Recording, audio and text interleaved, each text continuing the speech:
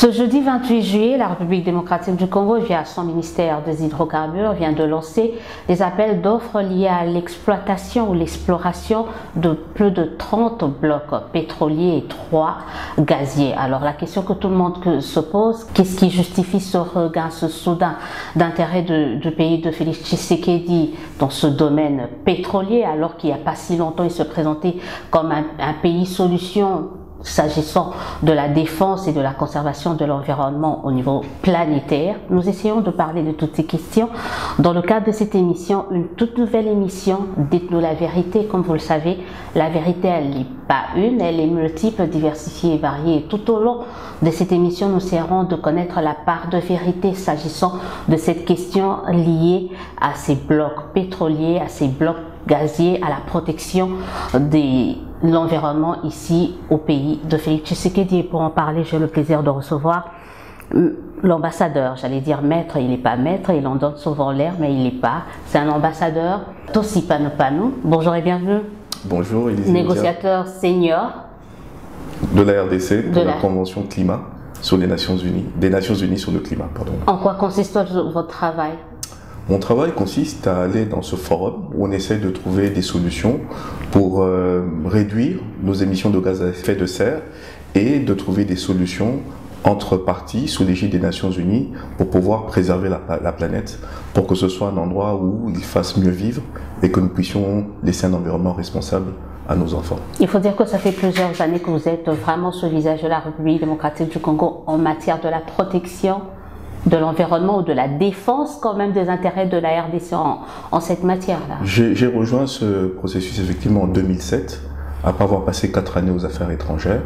Et donc en 2007, de 2007 à ce jour, effectivement, je suis impliqué dans ce processus où dans le cadre de différentes coalitions entre les États, j'ai eu l'honneur de présider aux destinées du groupe africain, 54 pays qui parlaient d'une seule et même voix, du groupe des pays les moins avancés, 47 pays qui viennent de continents divers, qui ont différents niveaux de développement, mais qui se mettent également ensemble pour parler d'une seule et même voix. Simplement parce que c'est une discussion entre grands États, des États pollueurs, et lorsque vous n'êtes pas un grand pollueur, vous n'avez pas beaucoup de moyens, quelquefois vous n'avez pas votre place à la table, et il faut donc se mettre au sein de larges coalitions pour pouvoir parler d'une seule et même voix, parce qu'une voix qui réunit 54 États, 47 États, est une voix qui porte haut. On va essayer de savoir, parce qu'il y a des voix qui se lèvent pour dire que ça y est, il a trahi la cause, quelqu'un qui était défenseur de l'environnement, la conservation de la nature, aujourd'hui il est là en train de défendre des énergies fossiles que vous combattiez. On essaiera d'en parler, mais revenons quand même sur ces appels d'offres. Oui. On commence par quelques définitions de certains concepts. Qu'est-ce qu'on entend par bloc pétrolier et bloc gazier? Écoutez, tout ça est bien défini dans la loi de 2015 et encore mieux défini dans le décret du Premier ministre de 2016. Mais en fait, il s'agit de concessions, il s'agit d'espaces qui sont identifiés comme étant potentiellement contenant potentiellement certains déposits, certains sédiments, et ils sont mis à disposition de l'État qui, dans le cadre de ses prérogatives régaliennes, dans le cadre de sa souveraineté, peut les allouer de manière transparente, à travers du gré à gré, ou à travers un appel d'offres, comme c'est le cas ce jeudi 28 et ce vendredi 29 juillet 2022. Et donc il s'agit en fait d'une option levée par le gouvernement du président Tshisekedi, qui a décidé de voir comment diversifier la part d'industrie extractive. Le régime précédent avait décidé de faire la part belle au secteur minier, avec tout ce que cela implique. Le secteur minier, vous savez, il est générateur de richesses, mais il est également très destructeur de l'environnement. Et donc cette fois-ci, nous avons décidé d'aller, en tout cas le gouvernement a décidé de lever l'option de l'autre branche des industries extractives, c'est-à-dire le pétrole et le gaz. Et le pétrole, ça pollue pas, ça détériore pas, ça conserve la nature. Alors moi, je suis environnementaliste, hein, donc je voudrais que le pétrole et le gaz restent sous terre. Mais aujourd'hui, il y a une réalité très claire. Il y a une forte demande de ces produits-là, et si ce n'est pas la RDC qui les produit, d'autres le feront. Donc mais ça, on le savait depuis. Oui. Alors aujourd'hui, l'État a décidé en fait d'utiliser l'un des leviers possibles de croissance.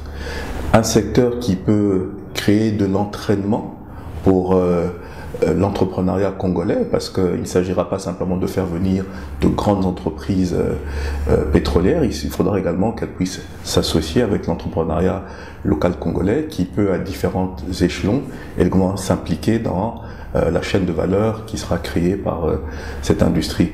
Et donc l'État peut aujourd'hui trouver un levier de croissance économique pour pouvoir atteindre son objectif de réduction de pauvreté, puisque la population congolaise, 100 millions d'habitants, malheureusement la majorité d'entre ces habitants vivent dans une pauvreté abjecte, et donc il faut réduire cette pauvreté et créer les conditions d'une croissance socio-économique qui soit inclusive. Donc l'État a le droit, a le devoir de pouvoir utiliser différents leviers de croissance, et ce secteur-là en est un. Les pays qui produisent, qui exploitent déjà le pétrole en Afrique, ne sont pas forcément ceux qui sont riches. Le cas de la Guinée équatoriale, on peut en dire autant peut-être du Nigeria, pas peut-être dans la même proportion. Qu'est-ce qui vous dit qu'avec l'exploitation, avec l'exploration des blocs pétroliers, ça aurait fini avec la pauvreté dans notre pays? Bon, écoutez, moi je pense que justement, il faut qu'on regarde les précédents qui existent, il faut qu'on regarde les modèles qui ont été mis en place, et il faut que nous puissions apprendre des leçons pour voir quels sont les succès qui doivent être dupliqués ici et quelles sont les erreurs qui doivent être évitées. Moi, par exemple, en tant qu'environnementaliste, il est important pour moi de m'impliquer en amont de ce processus pour m'assurer qu'il serait mis en place, il serait opérationnalisé en utilisant des sauvegardes environnementale, sociale forte. Est-ce que c'est ce qui a été fait? Est-ce qu'il y a eu des garde-fous? Les aires protégées vont rester protégées? Est-ce que la nature sera conservée? Est-ce qu'il y a eu absolument, absolument, parce que vous savez, on a un cadre légal en RDC qui est extrêmement sévère et rigoureux en ce qui concerne les questions environnementales. C'est vrai qu'il y a des violations, mais ce cadre-là est là. La loi, par exemple, sur les aires protégées, demande à ce que notre pays, rapidement, arrive à une superficie de 15% de notre territoire national qui soit allouée aux aires protégées. Et nous y arrivons. Nous allons y arriver. Et la RDC, en fait, il faut bien comprendre que dans notre Constitution, l'article 215 stipule que les traités et les conventions internationales auxquelles nous souscrivons, une fois qu'elles sont ratifiées par notre Parlement, ont force de loi, font autorité et sont opposables à tous, deviennent la loi congolaise. Donc nous sommes liés, nous, par l'accord de Paris, qui demande que nous réduisons nos émissions de 21% d'ici 2030. Nous sommes liés par l'agenda 2030, qui demande à ce qu'on atteigne les 17 objectifs de développement durable, tels que zéro faim, zéro pauvreté, énergie pour tous, l'égalité entre les sexes. Et à travers justement l'exploitation pétrolière, l'État aura les ressources pour accélérer l'atteinte de ces objectifs-là. Or aujourd'hui, l'État n'a pas suffisamment de moyens. L'État perd d'énormes ressources à subventionner le prix de l'essence à la pompe pour ne pas suffoquer nos populations. L'État est obligé d'importer du carburant qui grève nos coffres de la Banque centrale. Et aujourd'hui, justement, il s'agit d'avoir une autonomie énergétique, une indépendance énergétique à travers des nouvelles techniques d'exploration, de production qui ont un faible impact en ce qui concerne l'environnement. Parce qu'il y a beaucoup de levées de boucliers et il y a beaucoup de démarches, je pense, qui dénotent d'une espèce de paternalisme anachronique, d'une espèce de néocolonialisme climatique. Vous faites allusion à vos alliés d'hier, en tout cas, parce qu'il y a un bon nombre d'organisations de défense environnementale s'inscrivent en faux dans tout ce que vous êtes en train de dire. Je pense qu'il faille raison garder. Et on ne doit pas simplement verser dans l'émotion, commencer à faire des déclarations à l'emporte-pièce, mais regarder les choses de manière objective. Aujourd'hui, qu'est-ce qui se passe? Il se passe que l'État, et il faut saluer les efforts du ministre d'État Luando à l'aménagement du territoire, qui essaie de rationaliser les différents cadastres qu'il y a dans ce pays. Il y a un cadastre forestier, il y a un cadastre foncier, il y a les blocs pétroliers, il y a un cadastre minier, un cadastre agricole, et ces différents cadastres ne se parlent pas entre eux. Et quelquefois il y a superposition, quelquefois il y a compétition pour l'occupation de l'espace. Donc on doit rationaliser la manière dont l'occupation de l'espace se fait dans notre pays, et il faut qu'on voit justement là où il y a chevauchement, empiètement entre un bloc pétrolier, une aire protégée, voir comment arriver à résoudre cette question pour ne pas violer la loi. Parce que nous avons des lois qui doivent être respectées. Et par exemple, aujourd'hui, on parle souvent du bloc 4 et du bloc 5 du Graben Albertine. On dit que ces blocs empiètent sur le parc des Virunga. Il ne s'agit pas d'aller explorer et forer dans le parc de Virunga. Il s'agit justement, lorsque un de ces blocs va être alloué par appel d'offres, de s'asseoir avec l'opérateur qui sera choisi et de dire, là il y a un parc, notre loi demande à ce qu'on ne puisse pas empiéter sur le parc, il faut contourner le parc. Mais vous comprenez quand même les réticences, on veut bien, mais les organisations telles que Greenpeace, certaines organisations, ils n'y croient pas. Ce sont des procès d'intention. Asseyons-nous autour de la table, ayons une discussion informée, une discussion responsable, harmonisons nos violons et essayons de voir comment est-ce qu'on peut pourquoi est-ce qu'on peut allier les deux. Pourquoi on ne l'a pas fait avant? Vous êtes consultant, on le rappelle, vous êtes consultant au niveau du ministère des Hydrocarbures. Pourquoi ne l'avoir pas fait avant? Expliquez tout cela. Il n'est jamais trop tard. Il n'est jamais trop tard. Je me parlais de la nécessité de saisir le Conseil économique et social pour avoir un avis consultatif sur la question. Nous sommes dans cette démarche-là. Ça fera après ces appels d'offres. Il n'est jamais trop tard. L'État doit trouver des solutions pour réduire la pauvreté et l'État doit lever ces options-là. Une de ces options, c'est l'exploitation du pétrole. Certains estiment qu'il y a une forme de paradoxe dans le chef du gouvernement congolais qui venait à peine de réaffirmer, je le disais au début de cette émission, ce côté pays solution. Oui. Et brutalement, brusquement, il se retrouve à prétendre devenir, à nourrir les ambitions de devenir parmi les pays producteurs des énergies fossiles décriées par là. C'est en fait ça, il n'y a pas ce paradoxe-là. Il faut qu'on évite de verser dans le double standard. Il faut qu'on évite de verser dans l'hypocrisie. Vous savez, certaines de ces ONG qui font beaucoup de bruit sont basées à Washington, sont basées à Oslo, et les États-Unis est un pays qui produit 11 millions de barils par jour de pétrole. Est-ce que ces ONG-là ne devraient pas demander aux États-Unis de garder le pétrole sous-sol? Est-ce que ces ONG ne devraient pas dire à la Norvège, vous produisez près de 3 millions de barils par jour, il faut arrêter de produire? Pourquoi la RDC, qui a la possibilité de produire 1 million de barils de pétrole par jour pour pouvoir créer plus de prospérité au niveau national, du pétrole qui, en grande majorité, ne sera même pas consommé en RDC, qui va être produit en utilisant des techniques modernes telles que le forage en oblique, le forage directionnel, c'est-à-dire ne pas forcément être dans une aire, mais on peut être à côté, trouver des indices et ensuite aller 3000 mètres sous terre en oblique pour pomper du pétrole si on en trouve, des techniques telles que la production sans torchage, des techniques qui aident à produire le pétrole mais en ayant un impact environnemental faible. Pourquoi la RDC devrait renoncer à cela alors que d'autres le font. La production La RDC, c'est 60% de la forêt équatoriale. Mais il y a moyen. Et tout le monde sait combien c'est important, cette forêt, dans la lutte contre le réchauffement climatique. Ce n'est pas le cas pour tous les pays. Les deux objectifs ne sont pas mutuellement exclusifs. Ce qu'il y a, c'est que certaines personnes veulent nous faire penser que les 155 millions d'hectares de forêt congolaise, on va procéder à une coupe à blanc, on va toutes les raser et dessus on va produire le pétrole partout. Ce n'est pas ça du tout. Il va falloir faire des études sismiques, géophysiques, identifier là où il y a certains déposits pétroliers et de manière chirurgicale pouvoir y accéder, extraire le pétrole en essayant d'avoir un impact environnemental le moins destructif possible, parce que notre richesse écologique, notre biodiversité, c'est quelque chose dont nous sommes fiers. Nous n'allons pas de manière irresponsable détruire tout ça, alors que nous sommes même l'un des pays les plus vulnérables par rapport au changement climatique. Donc nous, aujourd'hui, nous sommes en train de perdre la guerre contre la déforestation. Ça fait 3 décennies que la forêt est en train d'être détruite.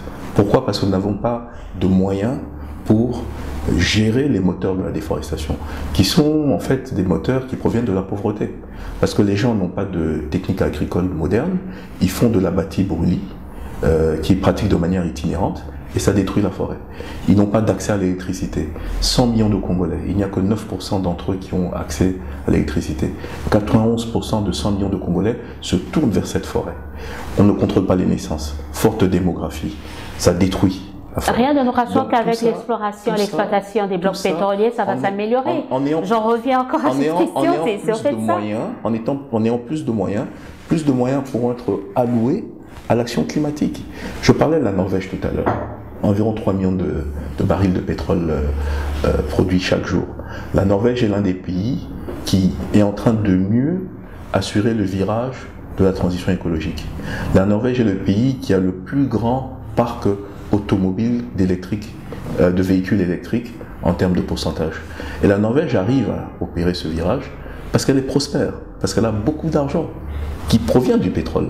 Et la Norvège, qu'est-ce qu'elle fait? C'est le premier bailleur à travers la planète pour protéger les forêts. Donc vous voyez que la manne pétrolière n'est pas de l'argent forcément sale, c'est de l'argent que l'on obtient à travers des ressources naturelles et qui peut être utilisé pour générer une action climatique, une action environnementale plus forte pour accélérer les efforts de l'État pour pouvoir faire ce saut qualitatif vers un développement moins carboné. Nous allons également, et cela justifie mon application bien en amont du processus, établir une charte où les partenaires qui viennent pour investir chez nous vont prendre un engagement de neutralité carbone. J'ai dit que notre objectif dans le cadre de l'accord de Paris, c'est limiter nos émissions à 21% d'ici 2030.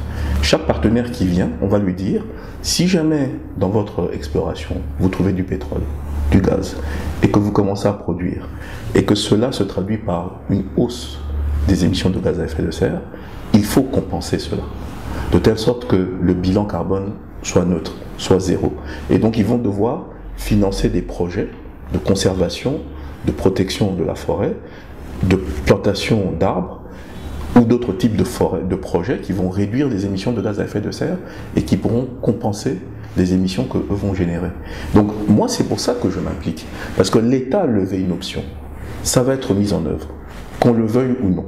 Moi je veux m'assurer que l'État s'inscrive dans une démarche qui soit la plus vertueuse possible vis-à-vis de l'environnement et vis-à-vis du climat. Reste à savoir, parce que d'après quelques informations que nous avons, il n'y a pas grand monde qui se bouscule au portillon. Je ne veux pas être cet oiseau de mauvais augure, mais les grandes compagnies, les grandes sociétés ne veulent pas du tout s'engager au risque de faire face à ce tollé général qu'on est en train de déjà constater. C'est ça le risque. Est-ce que ça en valait la peine?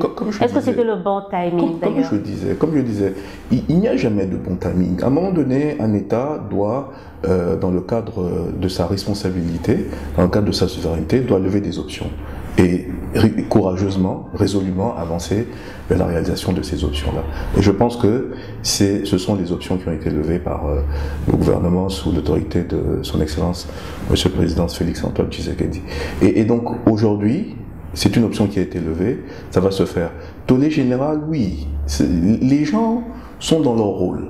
Ils doivent faire leur travail. Ils sont quelque part payés pour ça, qu'ils le fassent.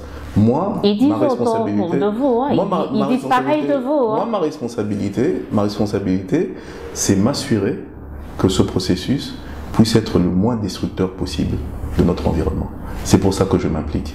Et je le fais parce que je suis congolais, parce que je veux qu'il y ait un bien-être, je veux qu'il y ait une prospérité autour de moi. Aujourd'hui, les Congolais meurent. Ils meurent par centaines. Ils meurent parce qu'il y a une insécurité à l'est du pays. Et lorsque les Congolais meurent, c'est dans une indifférence totale de la communauté internationale. Et lorsque un gorille ou un bonobo meurt, tout le monde s'émeut, tout le monde met la main sur le cœur en disant « c'est pas possible, c'est horrible ». C'est quoi ce cynisme? C'est quoi ce double standard? Allons dans cette option, créons plus de prospérité, assurons-nous que des investissements et la création de valeur prennent place, à telle enseigne que des Congolais aujourd'hui qui n'avaient pas d'autre option que prendre une arme pour essayer de rançonner les autres, comprennent qu'il y a une activité économique génératrice de richesse, puissent se mettre dans cette filière-là, puissent être formés, puisque ce que nous demandons également aux compagnies qui viennent, c'est un renforcement des capacités au niveau du pays, pour pouvoir former des gens, pour pouvoir s'assurer que dans leur activité, il y ait une implication de Congolais. Et toute cette création de valeur, tous ces emplois auxquels les gens vont accéder, toute cette réduction de pauvreté, pour moi, seront un facteur de stabilisation du pays. On parlait de ce manque d'engouement des grandes compagnies pétrolières. Oui. Se bouscule pas au portillon. Alors moi je dis que qu'on le veuille ou non, il y a une forte demande de pétrole. Vous savez, un chef d'État d'un pays occidental avait traité l'Arabie Saoudite d'État paria.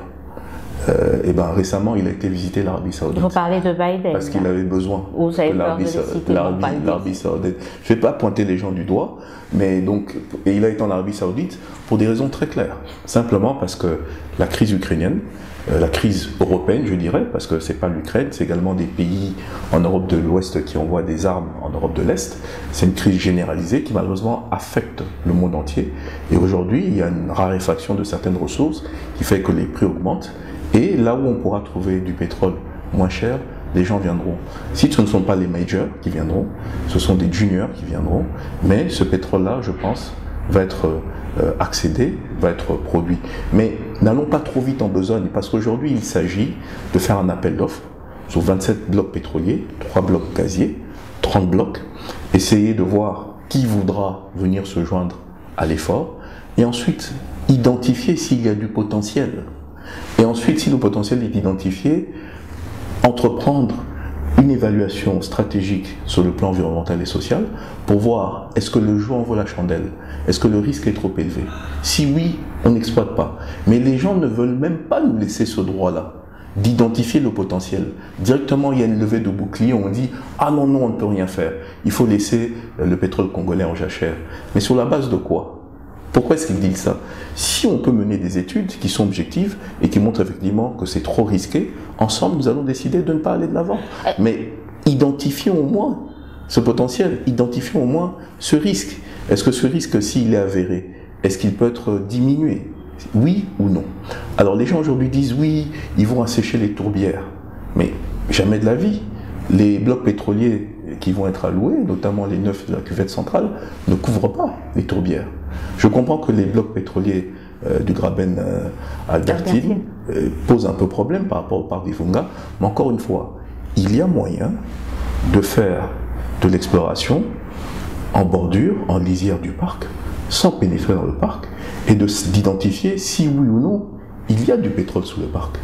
Et si effectivement il y a du pétrole sous le parc, il y a des possibilités d'accéder à ce pétrole sans aller dans le parc.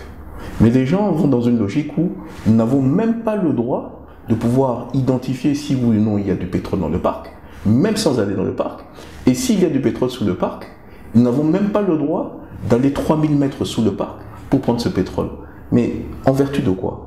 Parce que moi, je suis environnementaliste, je veux que la RDC puisse avoir les leviers de son développement avec un faible impact sur l'environnement et que la RDC puisse avoir des moyens financiers suffisants pour accélérer son action climatique. Apparemment, les 150 millions reçus obtenus à Glasgow n'étaient pas suffisants. Les 500 millions sur un engagement de 10 ans. Et que la RDC, là, il se dit, ben voilà, je pense que c'est un premier pas dans la bonne direction. Mais effectivement, ce n'est pas suffisant. Parce qu'il faut, comme je disais... Donc, d'où ce chantage, comme le disent certains. Ce n'est pas un chantage du tout. Bah oui, soit vous me donnez plus, je laisse tomber l'affaire, soit vous me permettez d'explorer. La discussion n'est pas à ce niveau-là. Les gens sont en train d'essayer d'entretenir une espèce d'amalgame. Il y a l'engagement que la RDC a pris par le président Tshisekedi, qui a signé à Glasgow cet accord avec le Premier ministre Johnson, de réduire notre déforestation et d'inverser le processus. Ça, c'est une chose. Mais cette chose-là n'est pas mutuellement exclusive avec la démarche dans laquelle nous allons. Puisque ce que nous allons faire, nous allons essayer de voir s'il y a du pétrole quelque part, essayer de produire ce pétrole. Et contrairement aux mines, où il y a un carré minier, on commence à creuser pour sortir du minerai, l'industrie pétrolière ne fonctionne pas comme ça. On fait des études sismiques, on met quelques points qu'on identifie, à partir desquels on fait des études géophysiques. Si on identifie du potentiel, on va forer. On va sortir le pétrole et l'emmener ailleurs. Alors, on ne détruit pas l'environnement ambiant. Mais on est vraiment dans cet exemple de double standard, vous venez de le dire, la RDC qui a cette possibilité de protéger l'environnement, de lutter contre le réchauffement climatique, arrive à peine à mobiliser 500 millions. Pas de plus normal qu'il puisse explorer d'autres opportunités. Absolument. D'où ce chantage qu'on dit. Ce n'est pas un chantage. Soit, est-ce qu'aujourd'hui, si on arrive à revoir à la hausse la contribution de la communauté, si on arrive à revoir à la hausse la contribution de la communauté internationale, ça peut... Nous, dans le cadre de l'engagement de la RDC sous l'égide de l'accord de Paris, réduire les émissions de 21% d'ici 2030, nous avons fait une estimation des besoins qui s'évalue à environ 41 milliards de dollars. C'est ce dont nous avons besoin. Donc vous voyez que les 500 millions pour protéger la forêt sont vraiment loin des 41 milliards de dollars. Donc le problème n'est pas là. Les 500 millions... Pourtant, ça a été présenté comme une victoire de la RDC après Glasgow. Absolument, parce que nous sommes revenus avec quelque chose dans notre escarcelle et il fallait s'en vanter. Ces 500 millions, on va identifier dans quoi ça doit aller et nous allons nous assurer que les zones où ces 500 millions de dollars doivent être investis, l'exploitation pétrolière ne va pas empiéter dessus. Donc les deux démarches ne sont pas mutuellement exclusives. On peut produire du pétrole tout en continuant à protéger sa forêt. Ce sont des gens qui essaient de nous vendre des idées préconçues, selon lesquelles cette production pétrolière va complètement détruire la forêt. Et il faut qu'on puisse éviter qu'il y ait ces idées préconçues qui sont fausses. Des idées préconçues, fausses, non, diront certains, on est en train de discuter de ça. La population environnante, les riverains, apparemment ils n'ont pas été associés. Certaines seraient contre d'ailleurs la démarche du gouvernement. Comment vous comptez mobiliser cette population à adhérer à cette option qui vient d'être levée par le gouvernement de la République? Parce que selon des organisations environnementales, elles ne sont pas du tout d'accord, ces populations. Je pense que partout à travers la planète, cette situation est réelle. Vous savez, en France ou dans d'autres pays européens, lorsqu'il faut mettre une éolienne pour fermer une centrale nucléaire ou une centrale à charbon, il y a des gens qui sont contre. Ils disent que ça va abîmer l'esthétique du paysage. Nous n'en voulons pas. Et ensuite, l'État dit, dans mes responsabilités régaliennes, dans le cadre de ma souveraineté, j'estime que des lois ont été passées par des élus qui ont une légitimité, qui parlent au nom du peuple, des élus dont la majorité est reflétée au sein du gouvernement, qui a levé une option. On va aller de l'avant.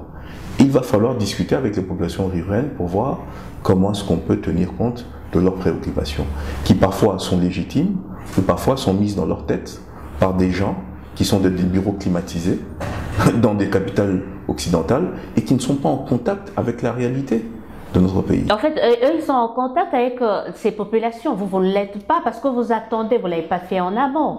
Comment nous ne sommes pas? Bah oui, parce que vous dites on sera en contact. Donc il n'y a pas eu ce travail qui a été fait, parler avec ces populations, essayer de leur expliquer. Mais comment est-ce qu'on a identifié ce potentiel? pétrolier. Des gens étaient sur le terrain, les gens ont vu les indices. Il y a 100 ans, on regardait la végétation, on disait « Ah, ici, il y a certainement du pétrole ». Parce que quand on voit ce genre de plantes, on voit ce genre de caractéristiques géophysiques, il y a du pétrole. Donc les gens savent où il y a le pétrole. Les gens ont discuté. Mais il faut gérer les attentes irréalistes. Il faut gérer les expectations des gens. Il faut leur parler et dire, vous savez, ici il y a un potentiel énorme qui peut changer vos vies. Et il faudra voir, lorsque cet argent viendra, comment investir dans des projets qui soient utiles à la communauté. Non pas que le chef, tout à coup, ait plus d'argent et décide d'aller marier une 3e ou 4e femme, acheter 5 motos pour ses fils, mais s'assurer qu'il y ait une école, qu'il y ait un hôpital. Et il faudra donc mettre en place des comités locaux de suivi de ces projets où les populations peuvent s'exprimer et dire ce qu'elles veulent et ce qu'elles ne veulent pas. Donc cette démarche participative, cette démarche inclusive et transparente sera mise en place, mais il faut commencer quelque part. On ne peut pas faire tout en amont. À un moment donné, il faut commencer et pendant que l'on avance, on fait tous les petits réglages. Moi, j'aime bien utiliser l'analogie de l'avion. L'avion a décollé et maintenant, pendant que nous sommes en l'air, on est en train d'un peu tout arranger, on est en train de s'assurer qu'il y aura un train d'atterrissage en plein vol. En plein vol, on a du mal à arranger quand même. Quelquefois, c'est comme ça. En plein parce vol. qu'on ne peut pas... Moi, je pense qu'il y a une loi qui porte sur le secteur des hydrocarbures, qui date de 2015. Il y a ensuite un décret du Premier ministre de 2016. Et il y a une option qui a été levée. Donc il y a un soubassement juridico-légal qui existe sur la base duquel nous pouvons avancer. Et ensuite, les choses se mettront en place. Vous savez, le secteur du crédit carbone en RDC, des pionniers comme Olivier Mouchiete, lorsqu'ils ont commencé leur projet à Ibi-Bateke, planter des espèces à croissance rapide comme des acacias, des eucalyptus, le cadre légal en RDC n'était pas complètement défini, mais le projet a commencé. Au fur et à mesure qu'il y avait une étape, il devait s'asseoir avec les experts du gouvernement, du ministère de l'Environnement, et voir comment arriver à accommoder les choses au niveau légal, au niveau réglementaire, et avancer. C'est-à-dire qu'on ne peut pas anticiper tout, mais il faut déjà avancer. Donc moi je dis, nous passons à cet appel d'offres. Une fois que l'appel d'offres, nous pouvons identifier quels seront les partenaires avec lesquels nous devons travailler. Si ces partenaires décident d'identifier des sites, il faudra faire ce que la Banque mondiale recommande, c'est-à-dire une évaluation stratégique sur le plan environnemental et social qui va consister à faire des études d'impact, identification des risques, quels sont les différents leviers pour pouvoir réduire ces risques au maximum, comment est-ce qu'il faudra renforcer les capacités au niveau institutionnel, au niveau local, et ensuite la décision sera prise. Donc on ne va pas aller les pieds joints dans une démarche non contrôlée. Il y aura un travail qui devra être fait en amont pour pouvoir identifier est-ce que nous allons de l'avant ou pas. Or, ce qu'on essaie de nous faire croire aujourd'hui, c'est que nous allons faire les choses de manière totalement irresponsable, sans réfléchir à ce que le lendemain implique. Non, ça va être une démarche qui sera une démarche bien ciblée, démarche cohérente, une démarche, comme j'aime dire, chirurgicale, parce qu'elle sera bien précise, ce dans quoi nous allons aller. Ce n'est pas de l'improvisation, c'est une démarche qui est réfléchie, et nous allons nous inspirer de ce qui est fait ailleurs. Essayer de dupliquer les leçons apprises ayant produit des succès et éviter les échecs. Éviter les échecs, Tossi Pano, vous connaissez certainement, je ne veux pas dire, ce n'est pas un adage, la problématique, certains présentent cela comme la malédiction du sous-sol congolais. C'est avec les mines. Aujourd'hui, il y a la guerre, plus de 20 ans dans ce pays à cause du sous-sol congolais. Ça risque d'être le cas. Avec le pétrole, est-ce que vous ne pensez pas aujourd'hui, on parle de carrés miniers gérés par des rebelles, venus d'ici et d'ailleurs.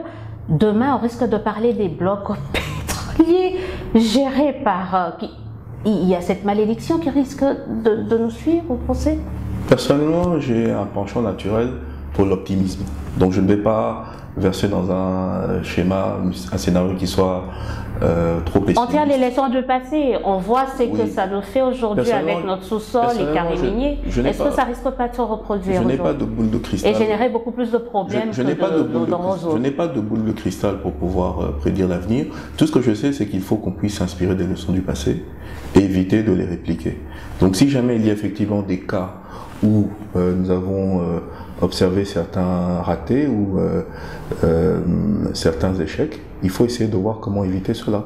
Et donc moi je pense, en tout cas, que dans la démarche qui est initiée ici, il s'agira de trouver des partenaires qui sont sérieux, des partenaires qui sont expérimentés, ne pas s'engager avec des apprentis sorciers, des gens qui sont en train de bricoler, mais véritablement des gens dont le pétrole est le métier, dont l'exploitation du gaz est le métier, pour qu'on puisse avoir demain plus d'indépendance, plus d'autonomie au plan énergétique, créer de la valeur, créer des filières de formation, créer plus de valeur, tout en essayant de protéger notre environnement au maximum. Et moi je dis que la RDC est un pays souverain qui peut user de son territoire et de ses ressources naturelles comme bon lui semble, mais il faut pour cela s'assurer que la prospérité du pays est en adéquation avec le bien-être de la population et en adéquation et de la avec... planète, je sais pas, ça m'étonne, vous parlez de moins en moins de la planète. C'est le troisième P auquel j'arrivais. Prospérité, population, planète. Il faut s'assurer justement que cette quête d'hydrocarbures qui vont nous aider à avoir plus de richesses puisse avoir un impact le plus faible possible sur l'environnement et sur la planète. On essaiera, peut-être, ce sera ma dernière question, de savoir si réellement Tossi Pano n'a pas vendu son âme au diable, parce que là, on se dit, il parle de moins en moins. En fait, la planète, pour lui, il devient en 3e position. Maintenant, là, c'est la création des richesses. Mais j'ai 2 questions avant, ce sera la dernière, c'est sûr, je vous poserai cette question, par rapport au bloc, au niveau de Graben, lac Albertine. Oui. Bloc 1 et 2, d'ailleurs, oui, appartenaient à Dan Gettler. Oui. Appartenant à Dan Gettler, récupéré récemment de manière un peu controversée par le gouvernement congolais, qui ne se figurait pas sur la liste, qui a été reprise sur la dernière liste présentée par le ministre. Qu'est-ce que le gouvernement cherche? Mais l'État a récupéré un actif, l'État peut le valoriser. Donc moi je ne vois pas... Comment ça se fait? Avant ça ne se trouvait pas, et puis on remet ça en scène, on cherche à prouver, tout est redevenu calme, il y a peu de contentieux, peu de controverses autour de tout ce qui appartenait à Gettler.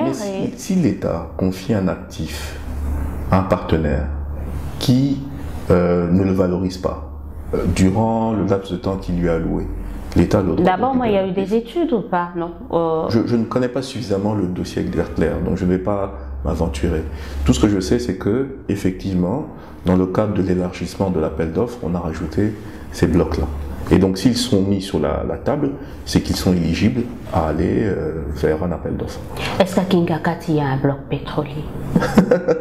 Alors, les blocs pétroliers, comme j'ai dit, le fait que les différents types... Oh, Kingakati a été construit, je reformule ma question. Kingakati a été construit sur un bloc pétrolier?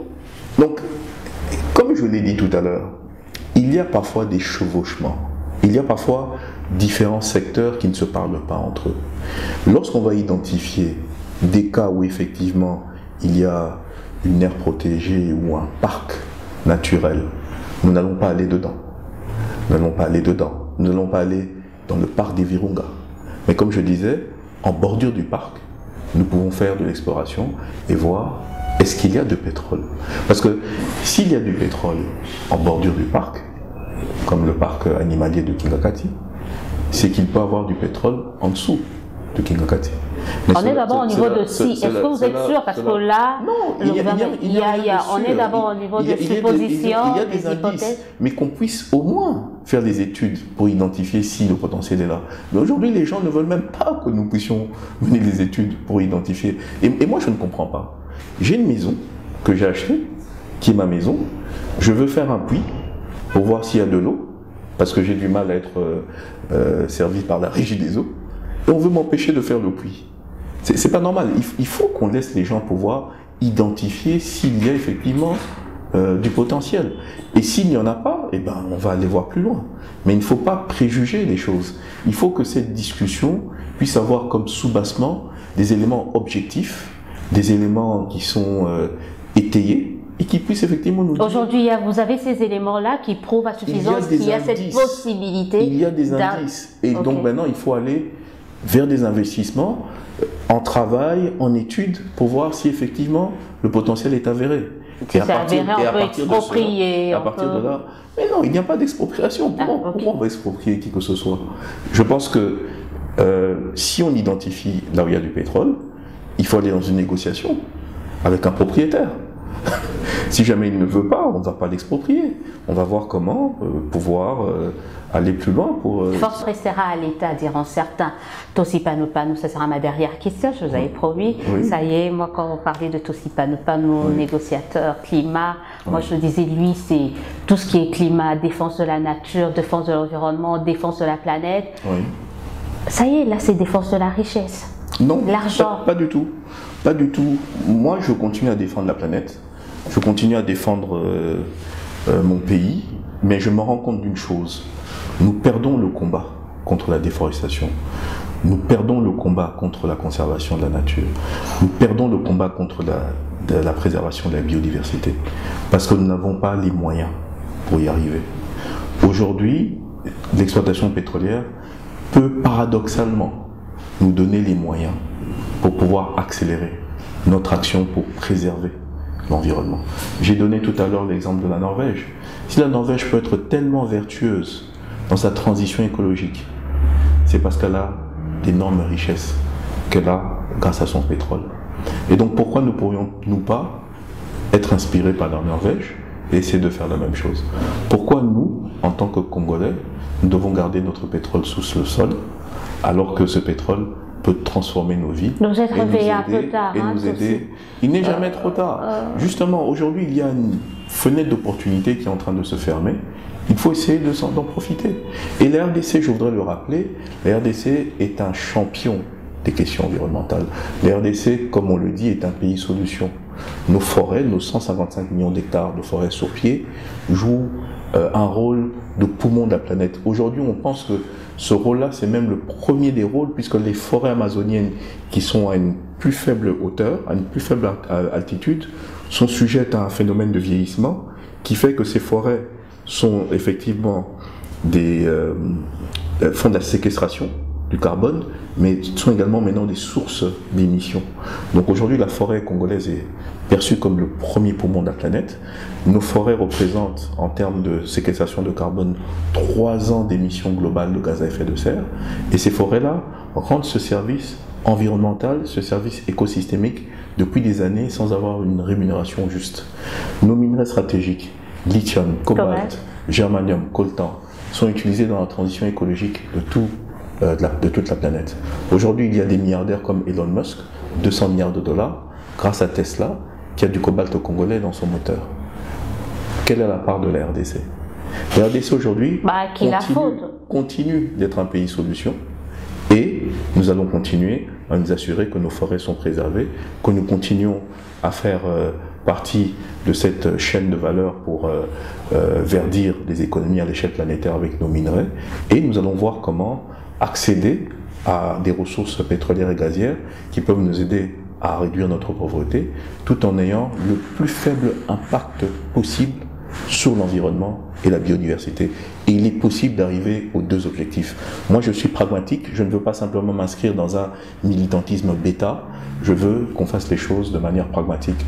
Ça se fera, je m'implique en amont, pour pouvoir m'assurer que tout ça sera fait selon les règles de l'art, selon les techniques les plus modernes, pour pouvoir justement minimiser l'impact sur notre environnement. Donc soit certaines personnes se mettent sur le côté et regardent ce processus être fait, de manière peut-être peu vertueuse, ou alors les personnes s'impliquent et essaient de dire il faut que ce processus se fasse en suivant les critères les plus rigoureux possibles pour pouvoir préserver notre biodiversité qui est tellement importante pour la planète et pour nos populations qui sont vulnérables. Et les gens également, je crois que c'est pratiquement la fin, ils veulent s'assurer qu'effectivement les bénéfices, les gains de ces appels d'offres, de ces compagnies qui viendront investir dans ce domaine iront vraiment pour le bien-être des Congolais.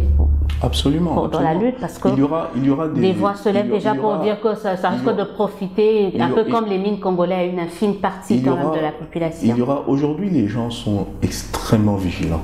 Aujourd'hui, il y a les médias sociaux qui mettent de la pression sur nous. Tout ce qui est fait en secret se retrouve sur les médias sociaux. Et donc la démarche du gouvernement aujourd'hui est de faire les choses de manière transparente. Déjà, pas enrichir une petite partie des Congolais. Déjà l'appel d'offres est une démarche transparente. Parce que les contrats précédents, notamment ceux que vous avez mentionnés, se sont faits de gré à gré. Il n'y a pas eu d'appel d'offres. Et l'État aurait pu faire ça également. Prendre quelques personnes dans un salon et puis dire, vous avez ça, on estime que vous avez une expertise spécifique qui justifie que ça aille chez vous. Mais l'État a décidé qu'il fallait mettre tout sur la table et aller dans un processus transparent, ouvert, participatif et faire un appel d'offres. Et donc déjà cela dénote de la volonté de l'État de faire les choses de manière transparente. Et je pense qu'il y aura un contrat de partage de production qui sera sur la place publique. On verra ce que l'État congolais aura, ce que les partenaires auront. Et il faudra suivre, aller à la Cour des comptes et voir qu'est-ce qui va contribuer au budget national ou pas. Et on pourra faire la différence. On pourra dire, mais où est passée telle partie? Et il faudra que les gens se justifient. Donc moi je dis que ce ne sera probablement pas le cas. Et je pense qu'il faut donner le bénéfice du doute à des dirigeants qui ont décidé de mettre en place un processus qui soit transparent.